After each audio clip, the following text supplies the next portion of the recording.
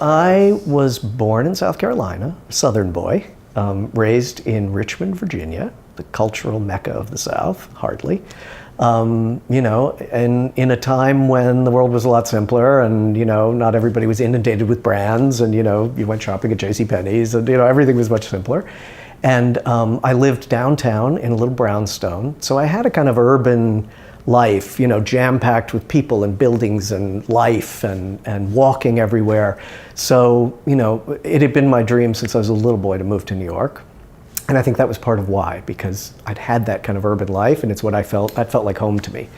I grew up, like most kids like me who love design, I grew up, redesigning my room 100 times. Childhood heroes, Batman, Lucille Ball. I loved McKim, Mead and White, was bizarrely a childhood hero. I saw their first building when I was like 12 and I was just like amazed at the kind of stateliness. So, I started in architectural history. It's really where I began. And I have a real love for, old buildings and what they were trying to do each in their own time. Barry is one of my heroes. I'm sure I'm supposed to say that, but it's actually true. He's one of my heroes. A lot of designers, I love. Anushka Hempel's a hero of mine. She's just had her new book out, and her work is like, you can see if I'm the kid that likes McKim, Mead and White, I'm also the kid that would like her. There's such a balanced kind of rigor to her work. David Rockwell's a hero for other reasons. Gilles Boissier, who did the hotel we're sitting in, I'm a huge fan of them as people and as designers. I mean, imagine a job where all you do all day is live with designers and get their input. And 1 minute I'm working on a $200 a week hotel in Atlanta, and 10 minutes later I'm working on this hotel, which is not $200 a week, with designers who are in from Paris. I mean, it's just a crazy rich experience. My mother ran a handbag and clothing company for her whole adult life. 300 employees, it was her business, she did all the design work. And my father was a lawyer, but I think deep down inside was an engineer. And I remember he engineered our kitchen table, and it was a fold down table, and I thought it was like a marvel. So deep down inside, I think he's always been more of an engineer than a lawyer. So my job is to oversee all of the design in any of our hotels or any of our brands, which means I do everything from like the sticker on the toilet paper all the way to the facade of the building. I oversee all of it and hopefully inspire most of it. Some of it I design myself or my staff designs. I have a tiny little staff of 4 people. And so that's my job. It's this kind of pan vision job where you get to touch everything. It's a dream situation. I think luxury is about getting what you want when you want it.